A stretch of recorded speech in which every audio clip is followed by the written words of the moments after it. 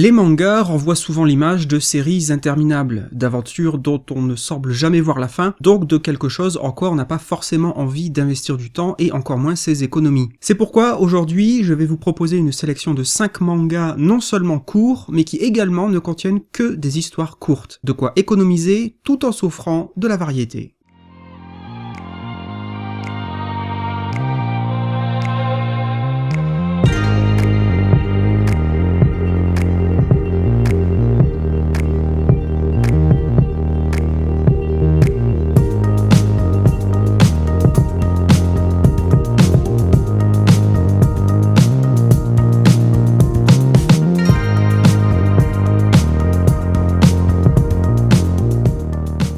Comme premier choix, voici Un monde formidable, qui est un manga en 2 tomes datant de 2003 au Japon, écrit par Inyo Asano et paru en France en 2006 aux éditions Kana. En tout, les 2 tomes vont nous proposer une vingtaine d'histoires courtes, plus ou moins longues, mais rarement dépassant les 30 pages chacune. La plupart des personnages de ces histoires vont être des jeunes gens, collégiens, lycéens ou jeunes adultes entrant dans la vie active. Inyo Asano étant né en 1980, lorsqu'il écrit ce manga, il n'a alors que 23 ans.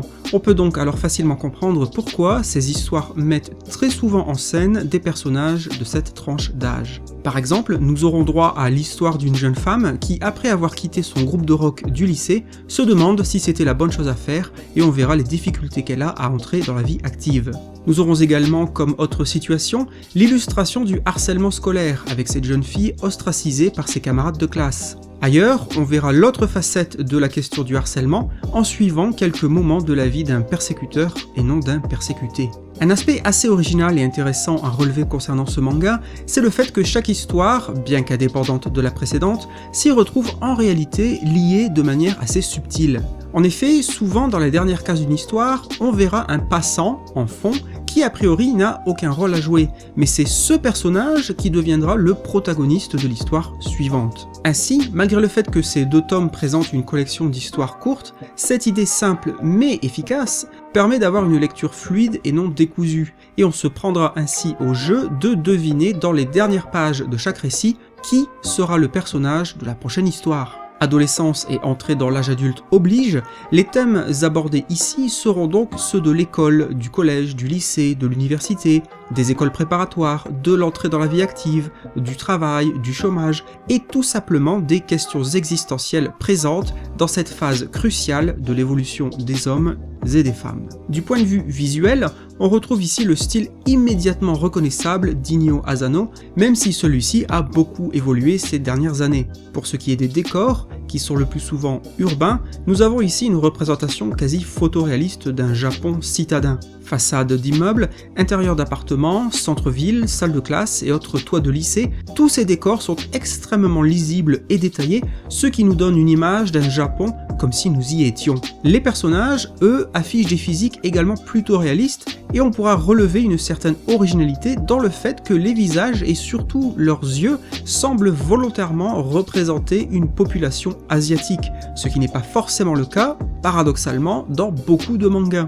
Ainsi, dans l'ensemble, nous avons une œuvre terre-à-terre et qui s'intéresse beaucoup plus au questionnement de nos personnages plutôt qu'à de grandes scènes d'action effrénées. En quelques mots, on pourra dire qu'Un monde formidable, au travers de ces 2 tomes, nous montre un Inyo Asano encore très jeune, mais qui déjà semble très bien maîtriser son sujet, aussi bien en ce qui concerne le propos que son illustration graphique. Ainsi, si vous êtes curieux d'en apprendre plus sur la vie quotidienne des jeunes japonais, adolescents comme ceux entrant dans la vie active, Un monde formidable remplira ce rôle sans aucun doute.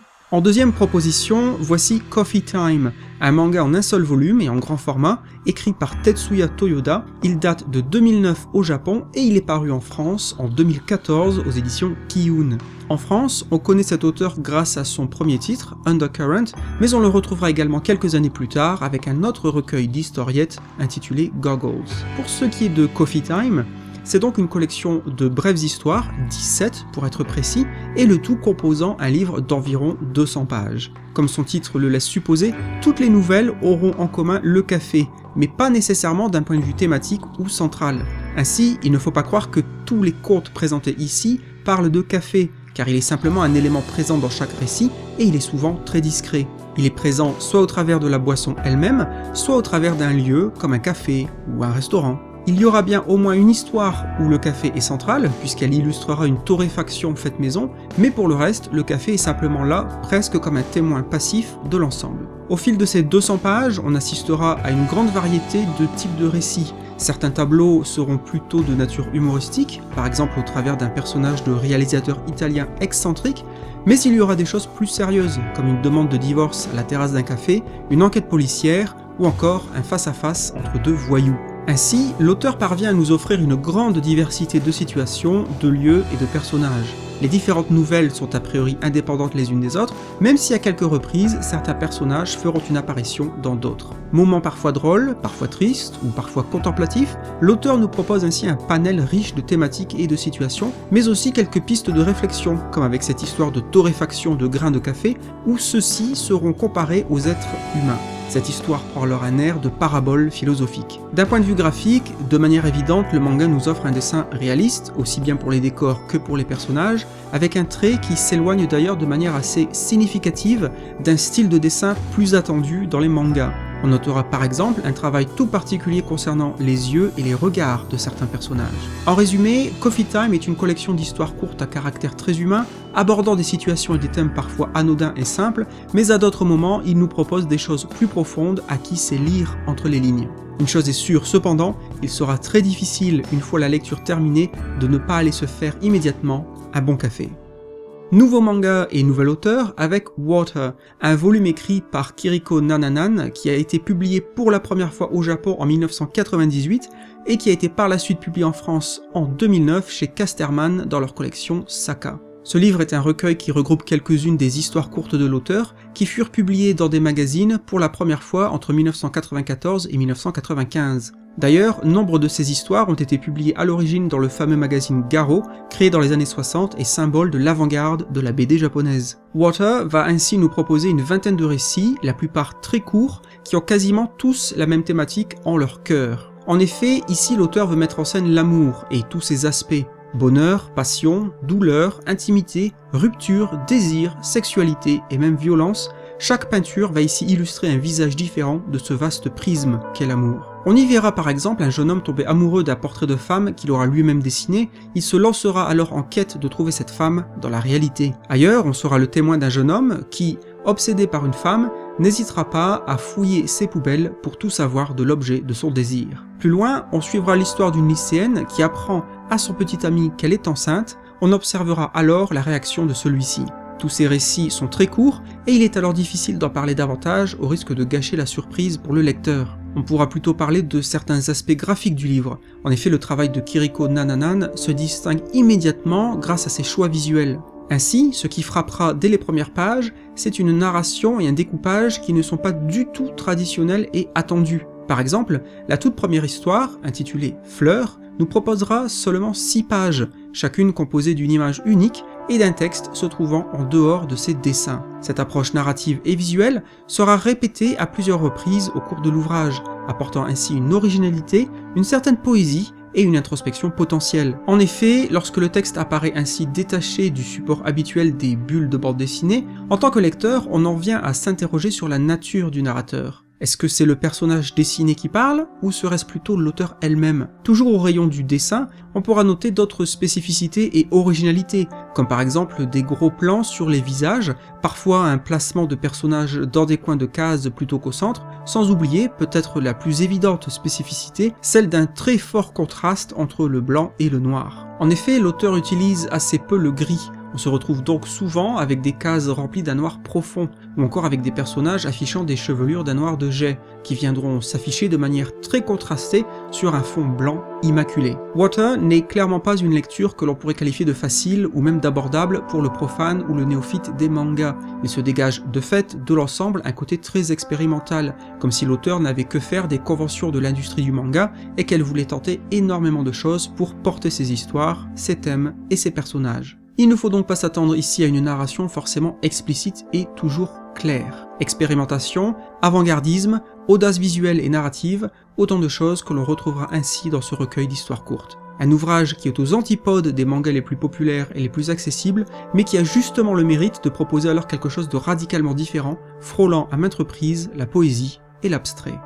Avant-dernier choix, Un simple monde est un manga en un seul volume, en grand format. Il est écrit par Mari Yamazaki, il date de 2011 au Japon et il a été publié en France par les éditions Pika en 2017. Cet auteur est principalement connu en France pour son manga intitulé Termae Romae, qui était paru chez Casterman dans leur collection Saka il y a déjà quelques années de cela. Mari Yamazaki a cette spécificité parmi les mangaka d'avoir un caractère international. En effet, encore très jeune, elle a voyagé en Europe, avec des visites en France, en Allemagne, ainsi qu'en Italie. Elle a également vécu au Portugal et aux États-Unis. Cette nature de grande voyageuse se répercute ainsi sur ses mangas, et ce recueil qui nous intéresse, aujourd'hui, n'échappe pas à cette règle. Ainsi, Un simple monde porte bien son titre, puisqu'il est composé de 6 histoires distinctes, toutes se déroulant dans des pays différents. Au fil de la lecture, on se rendra alors en Italie, en Océanie, au Danemark, au Brésil, en Syrie et finalement aux États-Unis. Malgré seulement 160 pages, le manga nous offre par conséquent une très grande variété de lieux et de personnages. On passera par exemple de la vie légère d'un dandy italien à un couple danois de personnes âgées, à une épouse syrienne attendant le retour de son mari. Si le manga nous offre cet aspect varié et disparate, il nous offre en revanche une certaine unité thématique. En effet, tout ce qui relie ces courts récits, c'est bien leur sujet, celui-ci étant les relations humaines. Une historiette met en scène la question des relations amoureuses, une autre la thématique de la vie de couple pour des mariés qui se connaissent peut-être depuis trop longtemps, et une autre illustre la question de la vieillesse et du rapport entre des grands-parents et leur descendance. On a donc comme fil conducteur une focalisation sur les relations entre les hommes et les femmes, celles-ci pouvant être amoureuses, parentales ou encore simplement amicales. Il n'y a alors ici pas de difficulté particulière de compréhension ou de lecture, et on peut les qualifier d'histoires simples, d'histoires humaines. Au rayon du dessin, qui dit lieu et pays différents, dit physique des personnages différents. Au-delà des décors qui changeront radicalement d'une histoire à l'autre, l'auteur n'oublie pas de varier les apparences des différents personnages pour souligner l'aspect international de l'ensemble. Protagoniste italien plutôt élégant, jouant alors sur le cliché du vieux beau, personnage danois grand et blond, ou encore habitant polynésien quelque peu rondouillard, le manga nous proposera alors toute une galerie de kidam divers et variés. Toujours concernant le dessin, Mari Yamazaki nous propose un trait plutôt léger, aérien, peu appuyé. Pour ce qui est de l'ancrage et du remplissage, on constatera également une absence quasiment systématique de noir plein. Ils seront discrets et l'auteur joue beaucoup plus avec des variantes de gris. En conséquence, cette combinaison de traits à peine appuyés et de tonalités gris clair résulte en une certaine douceur, une poésie, et invite alors à la réflexion, à l'introspection. En quelques mots, Un simple monde est donc, à l'image de sa couverture, une collection de cartes postales qui incarnent un petit tour du monde. Il nous invite à garder à l'esprit que malgré les différences culturelles, fondamentalement, nous ne sommes peut-être pas si différents les uns des autres, et que ce qui nous préoccupe essentiellement est quelque chose d'universel qui transcende les frontières.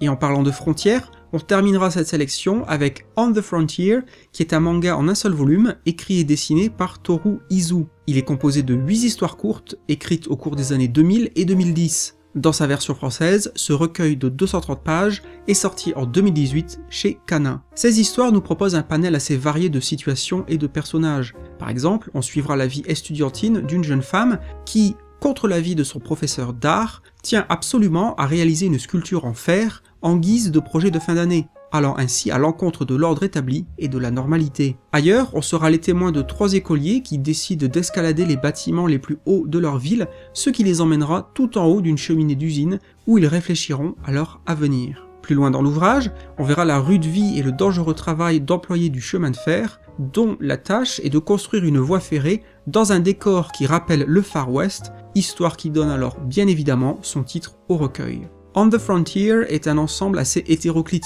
et on a parfois du mal à savoir si les histoires se recoupent entre elles, ce qu'on peut croire grâce à la récurrence inter-récits de certains personnages, mais à d'autres moments on a l'impression que tous ces événements ne se déroulent pas dans le même monde, ou tout au moins dans le même pays. Cette disparité se retrouve dans les situations qui se dégagent du tout. Par exemple, la première nouvelle porte sur l'idée de ténacité, sur le fait qu'il faut se battre pour atteindre son but, même quand tout joue en notre défaveur. Tandis qu'un autre conte met en scène un jeune homme orphelin collectionneur de chaussures. D'une histoire à l'autre, on aborde donc des choses très différentes, ce que certains pourraient alors trouver déstabilisant, mais d'un autre côté, cela offre de la variété, de l'inattendu, de la surprise. Même si certains passages affichent un humour discret, globalement, nous avons ici un ton sérieux, incarnés par des dialogues et des monologues qui reflètent l'introspection des personnages. En effet, ceux-ci s'interrogent beaucoup sur leurs choix, leur passé, leur futur, et finalement et simplement sur leur vie. Il ne faut pas alors s'attendre à un manga forcément joyeux, il s'en dégage plutôt une atmosphère calme, réflexive, contemplative et parfois nostalgique.